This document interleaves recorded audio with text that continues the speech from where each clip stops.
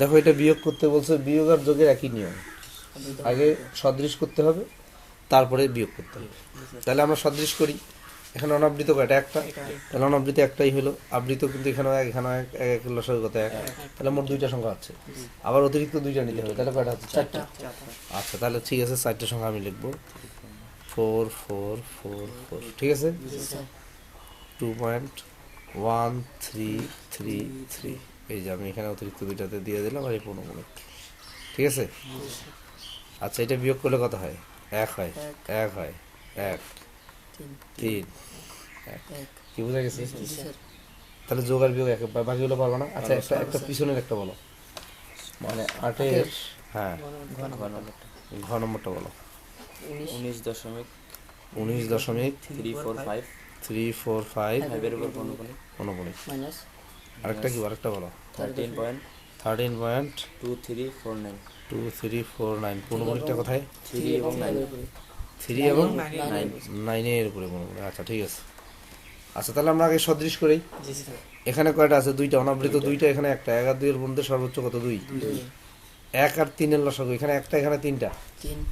1 আর 3 এর লসাগু হলো 3, অতিরিক্ত দুইটা নিব, তাহলে কয়টা হলো? 7টা। আচ্ছা তাহলে 19.345, এখানে তিনটা সংখ্যা অলরেডি হয়ে গেছে, 4 5 6 7। আচ্ছা 13.2349, ঠিক আছে। তারপরে আবার 349, তাই না? যেটার উপরে কোনো সেইটা 349। এখানে লেখার সময় কিন্তু মিল করে লিখবা, এই যে সংখ্যাগুলো এই যে উপরে নিচে মিল করে লিখবা, তা নাহলে বিয়োগ করার সময় প্রবলেম হবে। আচ্ছা আমি অতিরিক্ত দুইটাকে দাগ দিয়ে দিলাম নাকি? আচ্ছা পৌনঃপুনিক এখনো বসানো হয়নি, দুইটা ফাঁকা রেখে তিনটা পৌনঃপুনিক নাকি? আচ্ছা এই দুইটা ফাঁকা রেখে তিনটার উপরে পৌনঃপুনিক, দুইটা ফাঁকা রেখে তিনটার উপরে পৌনঃপুনিক। এখন আমরা জাস্ট বিয়োগ করবো। কি বিয়োগ করতে পারবো না?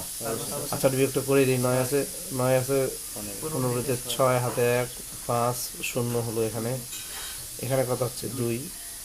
পৌনঃপুনিকটা এখানে দেই 9 6, এখানে 0 পৌনঃপুনিক দেই, এখানে কত হবে?